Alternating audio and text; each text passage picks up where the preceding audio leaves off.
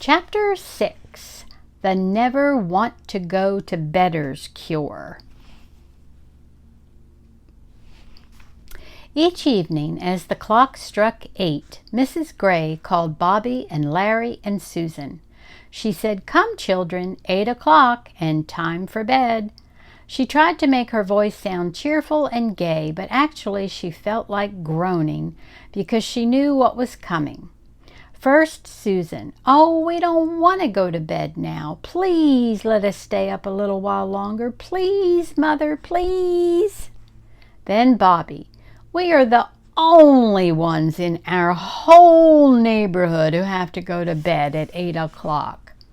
Then Larry, "Mother, nobody, not anybody at all goes to bed at 8 o'clock.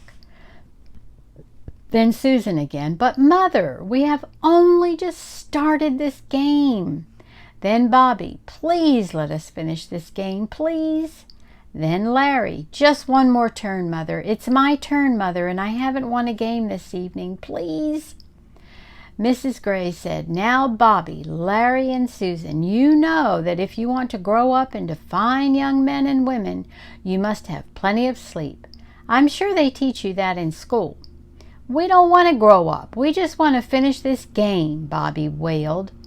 And so night after night, poor Mrs. Gray argued and pled and begged her children to go to bed, and by the time they had finished whining and complaining, it was usually almost 9 o'clock.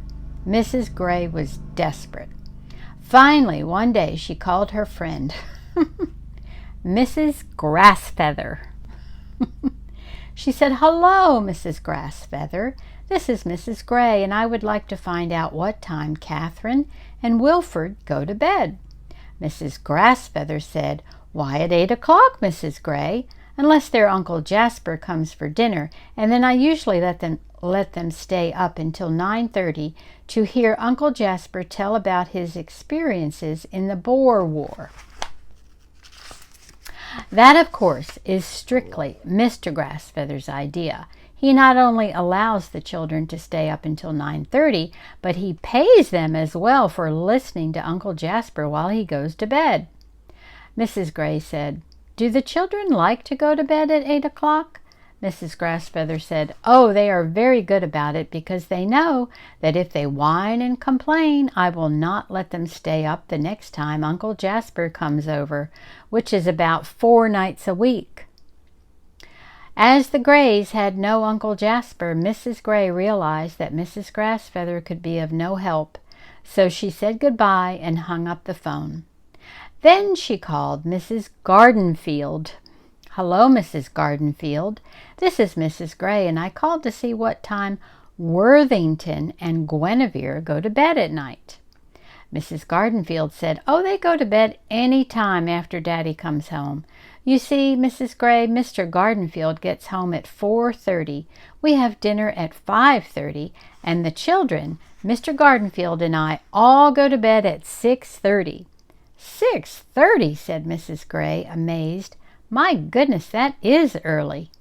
Mrs. Gardenfield said, "It is not early if you get up at 4:30. Mrs. Gray said, "But who wants to get up at 4:30? "We do," said Mrs. Gardenfield, and hung up the phone in a huff. So Mrs. Gray thought, and suddenly she remembered that only yesterday Dick Thompson's mother had been telling her about a wonderful little woman named Mrs. Pigglewiggle, and so even though she had never seen Mrs. Pigglewiggle, she decided to call her on the telephone and ask her to help with her never want to go to bedders. She said to Mrs. Pigglewiggle, "I am Mrs. Gray, the mother of Bobby, Larry, and Susan." Mrs. Pigglewiggle said, "Oh, yes, of course. How are the children? I have not seen them since they returned from camp." Mrs. Gray said, "Mrs. Pigglewiggle, Bobby and Larry and Susan are very well and very cooperative until about 8 o'clock at night, and then they turn into whiny, complaining little non-cooperators." Mrs. Pigglewiggle said, "Oh, yes, I see. They are never want to go to bedders, aren't they?" Mrs. Gray said, "How on earth did you know?" Mrs. Pigglewiggle laughed and said, "Oh, that is one of the commonest of the children's ailments. The moment you said they were good until 8 o'clock, I knew what the trouble was." Mrs. Gray said, "Do you know anything to do for them? How to cure this hateful disease?" Mrs. Pigglewiggle said, "Oh, that's very simple. Beginning tonight, don't tell them to go to bed. Let them stay up as late as they want to. You and Mr. Gray go on to bed any time you are tired, but leave the children downstairs." Mrs. Gray said, "But their health. That will ruin their health." Mrs. Pigglewiggle said, "Oh, I do not believe that a day or so without sleep will harm them, and it will certainly cure them. It is really worth a try, Mrs. Gray, but if you have any trouble and the cure doesn't seem to be working, call me." Mrs. Gray said, "Oh, thank you so much, Mrs. Pigglewiggle. I will let you know tomorrow how we are getting along." That night at 8 o'clock, the clock struck, and Mrs. Gray continued to mend socks and said nothing about bed, and Mr. Gray changed the radio, and Bobby and Larry and Susan played Parcheesi. At 9 o'clock, the clock struck again, and Mrs. Gray put down the socks and took up a woman's magazine. Mr. Gray changed the radio, and Bobby and Larry and Susan continued to play Parcheesi. When 10 o'clock struck, Mrs. Gray yawned and put down the magazine. Mr. Gray snapped off the radio, and Larry and Susan and Bobby began another game of Parcheesi. At 10:30, Mr. and Mrs. Gray went upstairs to bed and left the children playing Parcheesi. At 12 o'clock, Mrs. Gray awoke and at first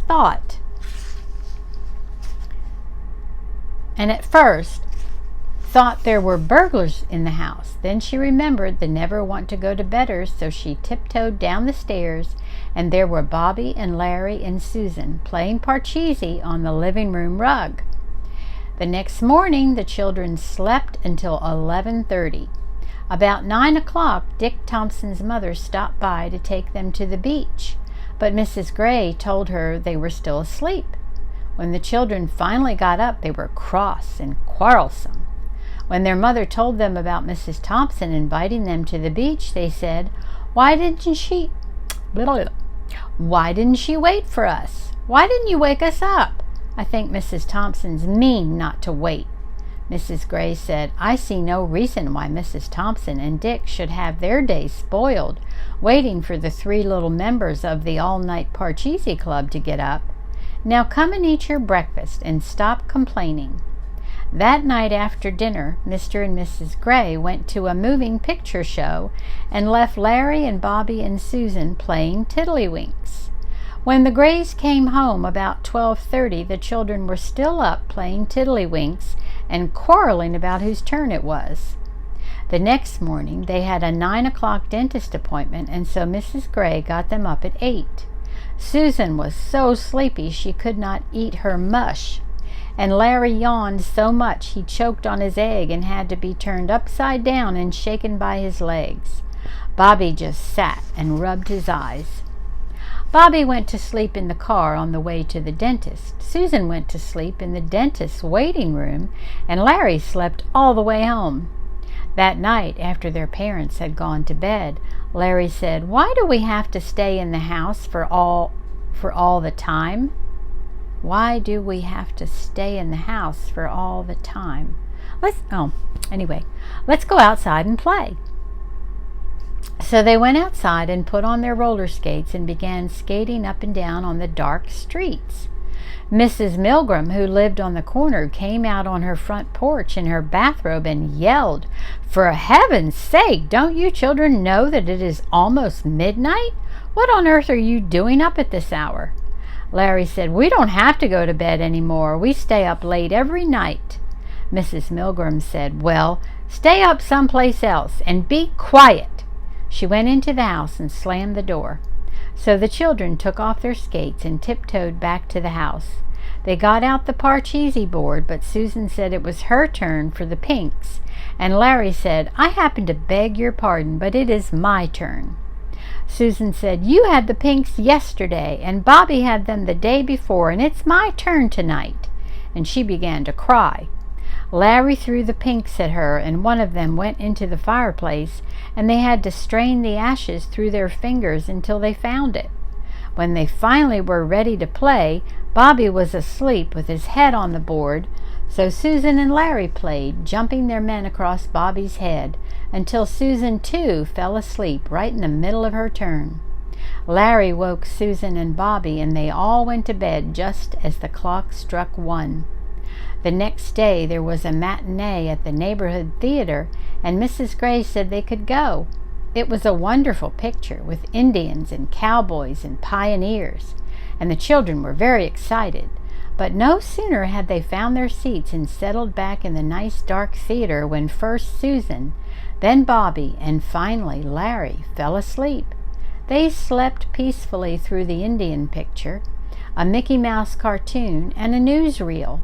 When the show was over, all the other children went home to dinner, but Larry and Susan and Bobby slept on. Susan was the first to awake. She sat up and rubbed her eyes. Where was she? Why was it so dark? Oh, how stiff and cramped she was. She poked Larry and Bobby until they too awoke. They were frightened when they realized that they were still in the theater, now dark and empty, except for 2 rats nibbling popcorn in the front row. Susan began to cry. "Everybody's gone and left us, and we'll have to stay in here until we die," she bawled. Larry said, "Oh, Susan, don't be so silly. All we have to do is walk out the door. Come on, everybody." They groped their way up the aisle to the door, but it was locked. They tried all the doors, but they were all locked. Susan began to cry again. "I'm hungry and I want to go home," she wailed. Bobby said, "I'll bet there's a back way, Larry. Let's look." They felt their way back down the aisle again and climbed up on the stage. Then suddenly they heard the front door open. A flashlight's bold eye blinked in the darkness, and a voice said, "Hey, what's going on here? What are you kids doing?" It was Mr. Murphy, the janitor, and the children were so glad to see him that they ran and clung to his legs, and all talked at once. "Oh, Mr. Murphy, we were locked in. We must have fallen asleep in the picture. What time is it? Will you let us out?" Mr. Murphy laughed at them, then let them out the front door and drove them home. Mother and Daddy were in the living room playing bridge with the Andersons and seemed not at all surprised to see the children. Mrs. Gray said, "There's bread and milk on the kitchen table. Please put everything away when you finish," and went on with her game. The children ambled out to the kitchen, but they were too tired to eat, so they went upstairs and flung themselves across their beds. After they had rested for a while, Larry suggested that they play burglar. They turned off all the upstairs lights and crept around behind doors and under beds and had a fine, scary time until Larry pushed Bobby down the clothes chute, and Bobby stuck and Susan screamed, and Daddy came upstairs and yanked Bobby out, spanked them all, and sent them to their rooms. Susan and Bobby got right into bed and went to sleep, but Larry stayed awake until the guests had gone home and their mother and Daddy had gone to bed. Then he pinched Bobby awake, and they both sneaked into Susan's room and pulled off her covers. Larry said, "Let's go downstairs and see if there are any sandwiches or cookies left." Susan was very sleepy, but she said, "Oh, all right." They ate about 10 little sandwiches, a small dish of salted nuts, 2 little dishes of candy, some olives and pickles, and some chocolate marshmallow cake. They felt very lively after that, so they sat down at the bridge table and began playing slapjack. When they finished the last game, the birds were singing, and they heard the thump of the morning paper on the porch. They scurried up to bed quickly. The next day was Patsy's birthday. It was a wonderful party with a fish pond and a magician who did tricks and games and balloons and prizes for every child. But Larry and Bobby and Susan did not enjoy it at all. Susan had such big black circles under her eyes that Patsy's mother thought she was sick and would not let her have any refreshments. Bobby was so sleepy he fell asleep just as the magician pulled a rabbit from under his chair, and the magician thought Bobby was so rude he gave the rabbit to Hubert Prentice. Larry fell asleep right at the table. He laid his cheek in his ice cream, closed his eyes, and dreamed he was in the North Pole. Patsy's mother called all the others to look at him, and he awoke very embarrassed. That night, when 8 o'clock came, Mr. and Mrs. Gray were working on the budget and not saying much, and Susan and Larry and Bobby were sitting on the davenport pinching each other to keep awake. At last the clock struck. Bong, bong, bong, bong, bong, bong, bong, bong. The children jumped up and rushed over to their mother and father. They said, "It is 8 o'clock and time for bed. Please let us go to bed. Please don't make us stay up any more. Please." Mrs. Gray said, "Why, I thought you enjoyed staying up late. I thought all the children in this neighborhood stayed up late." The children said, "Nobody has to stay up late but us. We just hate it. May we go to bed, please?" Mrs. Gray said, "Very well, children. From now on, if you are good, I will let you go to bed at 8 o'clock every night."